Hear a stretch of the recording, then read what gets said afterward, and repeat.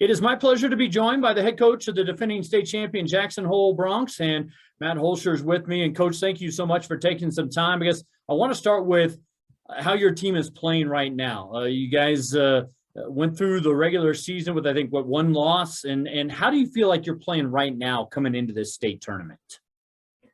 I definitely think we're peaking at the right time. We've been playing some good soccer these days. You mentioned the loss to Kelly Walsh. That really kind of remotivated us and got back to the basics, and we hit our stride probably post spring break, and then have kind of been just peaking since then. So yeah, I'm pretty happy with the way we're playing right now. Talk a little bit about the 4A boys field. What do you see when you see the 8 teams in the bracket in Cheyenne this weekend? See a lot of quality. I mean, teams that have been there before, a lot of experience. And, obviously we know the West pretty well. We haven't played any teams in the East. I haven't even watched much video. That's my plan on the next day or two. I've kept up with the scores, see the teams that are doing well. But, I think there's always something exciting about playing teams we haven't played before. Looking forward to that. And then obviously we know what to expect with, Rock Springs, Kelly Walsh, and Star Valley. We'll talk a little bit about, you guys are the defending champions, but I get the sense from coaches like yourself and others that it's more about the here and now. So how do you keep these guys focused on the here and now coming into this state tournament? I got a unique group in that we're such senior laden this year. I have 14 seniors on the roster.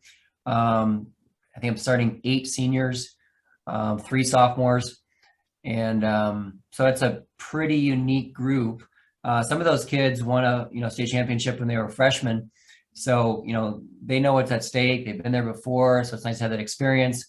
But at the same time, they know it's the last hurrah, and they want to go out on a high note. So, the focus is it's there. Do you feel like this group handles the kind of the pressure of the team to beat aspect very well, and they have throughout the last couple of years? Yeah, I talked to the Jackson Hole News and Guide, and they asked the same question.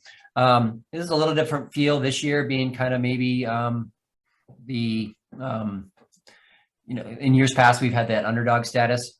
Mm-hmm. It's not the case this year, so it's a little bit more to handle in terms of the pressure. Because there are those high expectations. I returned 7 first team all states from last year. That's unheard of. So it's pretty awesome. But with that comes a little bit of a bigger target on our back, and knowing the state tournament, we know that, and we got to deal with that. Well, let's talk about, what does it take for your squad to be successful? I'm not asking for your game plan or what you're looking at with opponents, but what do you feel like your team has to do well in order to be successful this weekend? Well,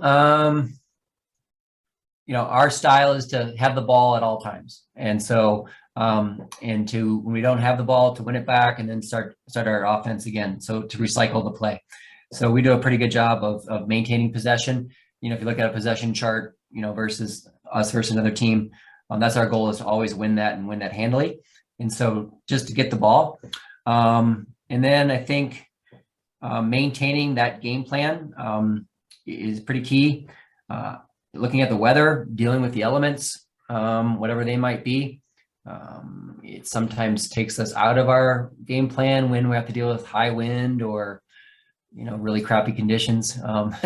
Just ironically, looks like those 2 days of the state tournament are going to be challenging. So, maintaining that and realizing that the other team has to play in that condition too. But, that's having that possession of the ball is sometimes more difficult when it's the weather's not cooperating with us.